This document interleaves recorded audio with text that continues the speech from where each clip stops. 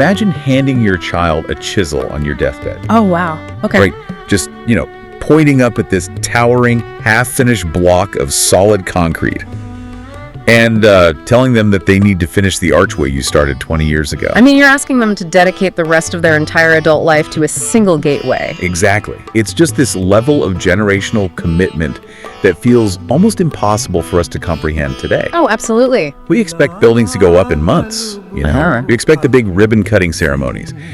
But to start a colossal project, knowing with absolute certainty that you're going to die before it's completed, that requires an entirely different psychological framework. It really does. It demands a society that views, time and architecture and devotion in a completely different way. Yeah, a much longer view. Exactly. When you look at projects of this scale, you aren't just looking at concrete, you're looking at a physical manifestation of a community's worldview. They're planting a tree so a totally different generation can sit in the shade. I love that way of putting it.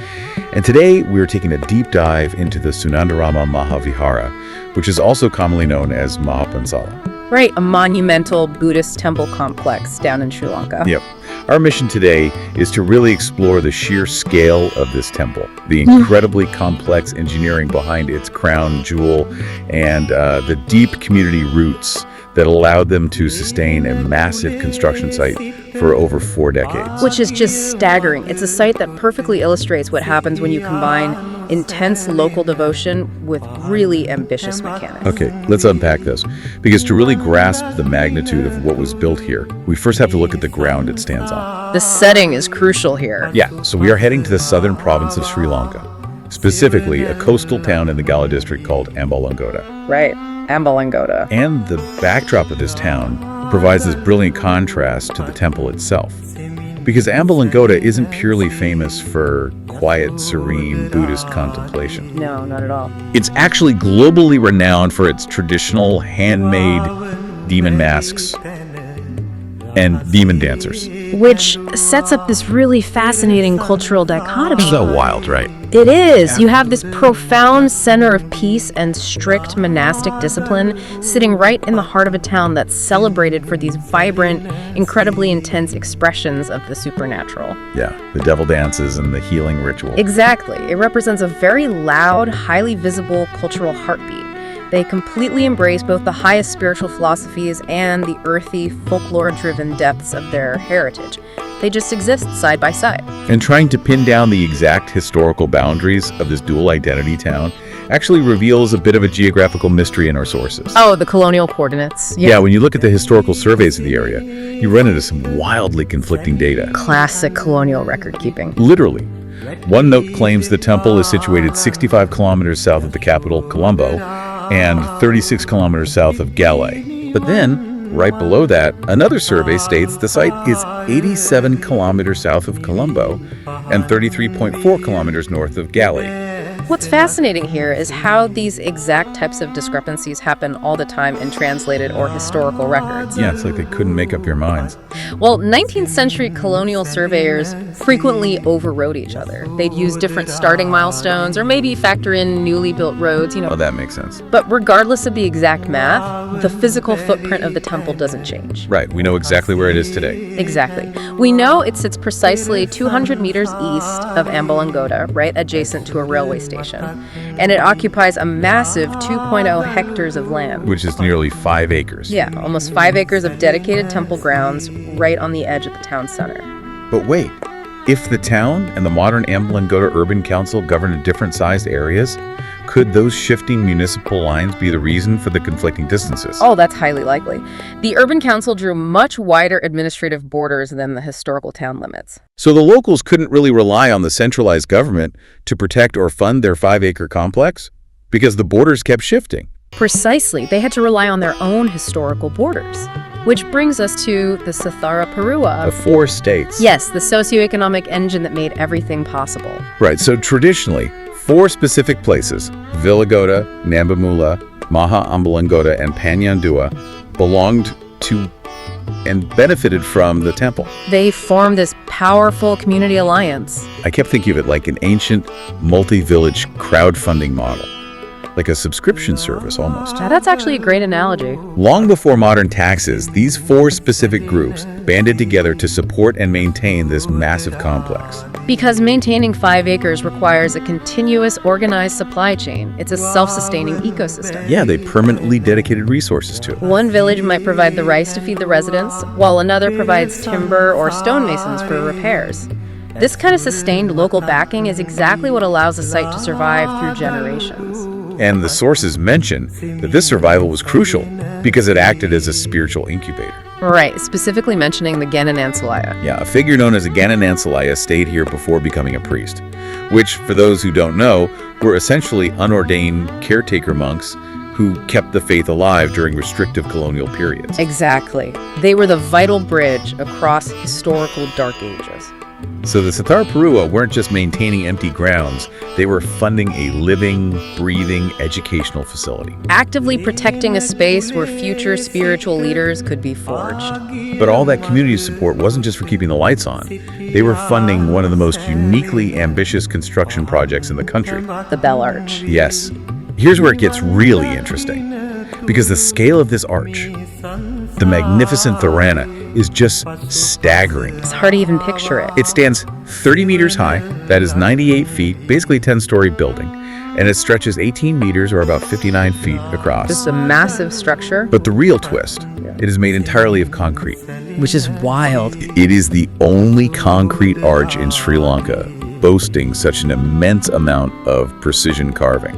But weight concrete is usually associated with, like, brutalist, modern, unrefined structures, right? Yes, absolutely. Heavy, unforgiving material. So how on earth does someone carve a delicate masterpiece out of it? Well, that comes down to the master craftsman, a man named Juan Wadu Endores de Silva. Okay, so he's the original architect. Exactly. He began construction in 1876, guiding various artists. And you have to understand, he had to fight the chemistry of the concrete itself.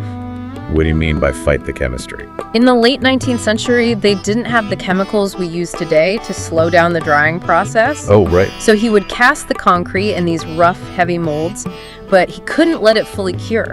Once concrete reaches its maximum hardness, it's nearly impossible to carve intricate details without it shattering. Wait, so they had to carve it while it was still wet? Exactly. They had a very narrow window of plasticity. Carve too early, the details slump and melt. Wait too long, and you're fighting solid rock. Chipping away and inhaling all that toxic dust. That sounds brutal. It was exhausting.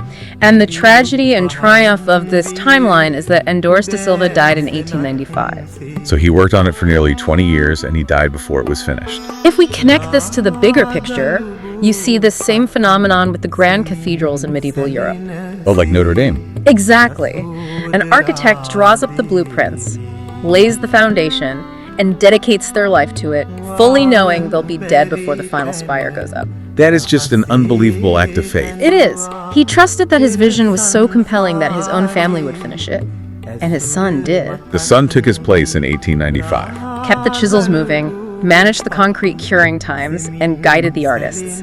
The total construction took over 40 years. 2 generations of one family. I want you to mentally stand at the base of this structure right now, because we need to climb this 30-meter arch to see exactly what took 40 years to carve. It really is a vertical journey.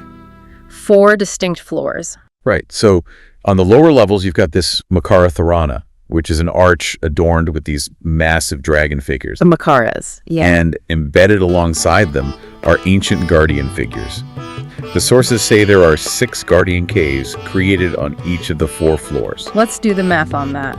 4 floors, 6 caves each. That's 24 separate guardian caves hollowed out of a solid concrete structure. Which has to be a structural nightmare, right? Oh, absolutely. Every void you create weakens the compressive strength of a 10-story wall. It's brilliant engineering. And I love the phrasing from the translated notes on this. They describe these 24 guardians as a complete security team for the temple. A permanent security detail. Watching over the boundary between the vibrant demon-masked town of Ambalangoda and the quiet monastic grounds. It's a great visual. But then, as you move up past the security team, you hit the 3rd floor. And this is my favorite part. It's like a 19th century smart home feature. That's exactly what it is. The 3rd floor houses this mechanical bell weighing a massive 250 kilograms. That is 550 pounds. Just a quarter ton of metal hanging in the air. But the incredible part is you don't climb up to the third floor to ring it. It is operated by a machine placed all the way down on the first floor. Which is just a brilliant piece of mechanical puppetry. Right. Imagine standing on the ground floor, pulling some massive mechanism, probably heavy ropes and iron pivot points, to ring a 550-pound bell 2 floors above you, using 1870s technology. The friction and the sheer force required to get that momentum going vertically would be immense. The torque alone would shake the whole building. Exactly. The fact that the arch doesn't rattle itself to pieces when that bell rings proves how well Endorse de Silva engineered it. So we have the Guardians, we have the Dragons, and we have this massive mechanical heart on the 3rd floor. But what is at the very top? The pinnacle. You have to go up to the 4th floor. Right. Above the mechanics, above the dragons, sits a carving of the Buddha's sacred footprint. Placed at the absolute highest point. Specifically placed there to enhance respect and reverence. It demands that you look up past the heavy concrete, past the industrial bell, straight up to the sky. It's the ultimate visual hierarchy. It really is. So what does this all mean?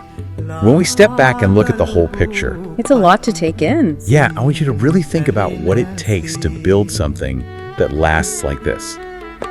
We've got the geographic roots in a town of demon masks, the steadfast backing of the Sathara Pro Road. That ancient crowdfunding system. Right, and a family dedicating 40 years of their lives to intricately carve 30 meters of unforgiving concrete. This raises an important question, I think, about the relationship between material and intent. How so? Well, concrete is heavy, it's hostile to fine detail, but that combination of unyielding concrete and profound spiritual devotion is exactly what resulted in a masterpiece. The 40-year struggle is physically baked into the arch itself. And that leaves me with a final thought for you to mull over today. In our modern era, we are obsessed with instant gratification. Oh, for sure. I mean, we have rapid 3D printed buildings now. We want architecture to be fast and immediate. But in gaining all that speed, will we ever again see communities organically band together to fund a single, beautiful piece of architecture purely out of devotion? It's hard to imagine happening today. Will we ever see a project that takes 40 years and 2 entire generations just to finish the front gate? It really makes you wonder what we're sacrificing for convenience. It does. Thank you so much for joining us on this deep dive. Keep looking closely at the history hidden in plain sight around you, because you never know what kind of 40-year legacy might be towering right over your head. Until next time.